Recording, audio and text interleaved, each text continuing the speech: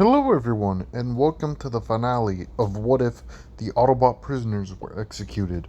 So without further ado, let's get right on to it. Shockwave and Megatron then see on the monitors what it truly is. Impossible. How are they transmitting laser beacon Soundwave's location? It then hits him. All Decepticons, prepare for battle. Flyers, engage our guests. The Vehicon Flyers then immediately swing into action, shooting at the Autobot ships. Stratosphere then very quickly lands, releasing Optimus Prime and Ultra Magnus, and they start heading into the Nemesis hallway, Then blasting off to combat the Decepticons.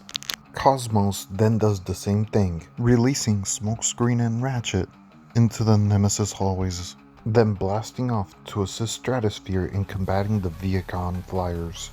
Before everyone splits off, Optimus brings them together to say, I hope to see every single one of you alive after all this is over.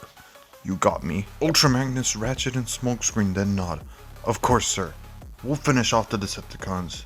With no casualties this time. And so, the four split off to defeat the Decepticons. Outside, Stratosphere and Cosmos are shooting at a ton of Vehicon Flyers. And the Vehicon Flyers are shooting back at them. And they're easily defeating the troopers. That is, until Skylynx and Darksteel and Predacon make themselves known. And begin to combat Stratosphere and Cosmos, breathing fire and flying at them. And Stratosphere and Cosmos respond by opening fire on the three Predacons for our predecessors. Meanwhile, we get to Ratchet, who is running through the Nemesis hallways, searching for a computer turret. That is, until he finds one, where he starts to do a little research, and he finds out that the Decepticons are planning to rebuild the Omegalock on board his warship. And he also sees that they have come up with a more stable version of the synthetic energon. But he is kicked down from behind, and it's none other than Silas. This is your final day as an Autobot. But before Silas can do anything else, that is when we see Ratchet grab a chug of synthetic energon. You seem to have synthetic energon within you, but never mess with the original. And then he injects himself with the synthetic energon. With a more controlled version of the synthetic energon, he's able to control himself from not going mad, but only uses his strength and speed to defeat Silas. Silas tries to fight back, but he can't. And then Ratchet defeats Silas. We now cut to Smokescreen in the Relic Room, who is now prepared to deliver the Star Saber to Optimus. But he is blocked and can't exit by Arachnid in the Insecticon hive. Arachnid then says, "A rookie, huh? Give my condolences to RC. Oh, and once I'm done with you, I'm gonna find Jack." And that enrages Smokescreen, where he turns on the phase shifter, runs through the Insecticon hive and Arachnid, goes behind them, starts shooting, grabbing Insecticons, turning the phase shifter off, slamming them to the ground, repeatedly killing tons of Insecticons. And in the rage of Smokescreen, he manages to kill the remaining Insecticons. Arachnid tries to run away, but is shot. Smokescreen then says, "You're not gonna touch Jack, you monster."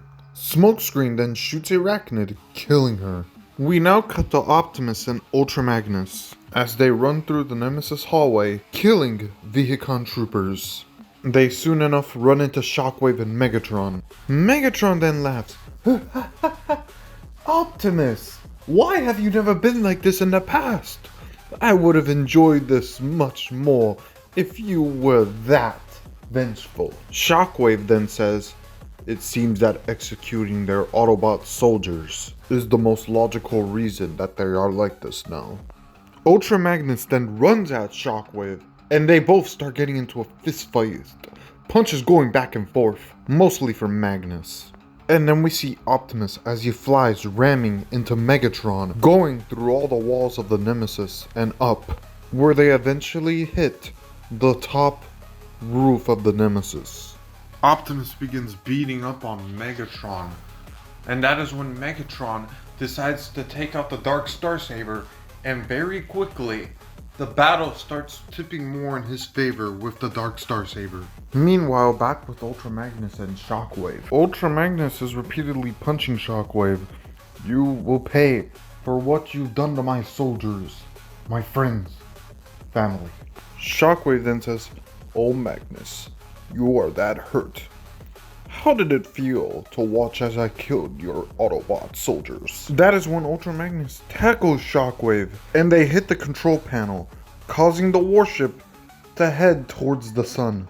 Shockwave then says, "Oh Magnus, you just sealed more of your fellow Autobots' fate. How do you feel to know you caused the extinction of the Autobots?" And that is when Ultra Magnus gets enraged, taking out a sword just like how Optimus in his OG form had. But we never saw Ultra Magnus have a sword like this. At least I don't think so. But hey, why not give him one here? And using the sword, he stabs and kills Shockwave, stabbing him repeatedly in the eyes, in the spark, everywhere, anywhere that'll prevent him from coming back to life. And Ultra Magnus heads for the control panels to try to regain control of the Nemesis to steer it away from the sun. We now get to Stratosphere, Cosmos, Predacon, Skylynx, and Darksteel. And we could say this is where the Predacons then sense that their father is dead, with Predacon saying, "Let the reign of Predacon begin." And then he starts breathing a barrage of fireballs at Stratosphere, but Stratosphere managed to dodge all the fireballs. Meanwhile, we could see Cosmos duking it out with Skylynx and Darksteel, where Cosmos is getting a little overwhelmed because it is a 2v1. Where Cosmos then tells Skylynx and Darksteel, "Why are you serving the Decepticon cause? Why are you serving Predacon?" Skylynx and Darksteel then say, "He promised us a world where Predacons will thrive." Does it look like he's accomplishing that goal? You don't need to serve him. You could be your own bot. Not Autobots, not Decepticons, not Predacons, but Skylynx and Darksteel. Choose your own path. We then see Predacon as he pins Stratosphere to the ground. We then see Skylynx and Darksteel walk up behind him. Predacon turns around, and that is when Skylynx and Darksteel start attacking Predacon, but quickly start getting overwhelmed. Just so you guys know, I'm intending for this to be a much more evil Predacon variant than any of my what-ifs, just the way he is. That is when Stratosphere and Cosmos decide to help Skylynx and Darksteel, and the four of them combined, ooh, that's enough to put Predacon down. Predacon is kneeling down on the ground, wounded. "You betray me? You are no Predacons. We are created for one purpose: destruction to others." Skylynx and Darksteel look at each other. "No, that's what you're created for. We could choose our own paths." And with that, Skylynx and Darksteel kill Predacon. We now see Megatron as he pins Optimus to the ground with the Starsaber. But that's when Smokescreen shows up and throws the Starsaber, and Optimus catches it. We then see the Nemesis as it approaches the sun, and within the background, Optimus and Megatron begin to duke it out with the Starsaber and the Dark Starsaber. Optimus 2.0 using the Starsaber is much better than him in his OG form using the Starsaber because he has more attack options. Megatron tries swooshing him with the Dark Starsaber, but Optimus responds by hovering up in the sky and swooshing the Dark Starsaber, cutting off Megatron's hand, causing his hand with the Dark Starsaber to fly into the sun, being destroyed. Megatron then kneels down, missing his arm and the Dark Starsaber. "You won't finish me here, Optimus. You don't have the guts. You never have. Not this time." And without hesitation, he knocks Megatron into the sun, where Megatron is hereby destroyed. And just before the warship can fly into the sun and everybody dies, Ultra Magnus manages to regain control and steers them away. he places the warship in hover mode away from the sun and goes up to meet his friends, bringing Shockwave's body and throwing it into the sun as well. And gathering bodies of all dead Decepticons, they throw them in as well. Going to Earth to say goodbye to Jack, Miko, and Raph. And if you guys are wondering where they've probably been throughout all this what if, well, we could just say that they've really haven't been coming into action lately. Like, they've been in base helping out the Autobots and stuff, but they just didn't want to be part of any fights. But now that the war is over, Agent Fowler grants them places among Unity. Soon enough, all the Autobots then leave Earth. And with no space bridge, and there's no any more cons, they really don't need to rush. So they take the scenic route through space, and along the way, Ratchet figures out the full synthetic formula, and by the time they reach Cybertron, Stratosphere and Optimus were able to find the Allspark, and Ratchet was able to make a new synthetic formula able to restore Cybertron. And so it happens.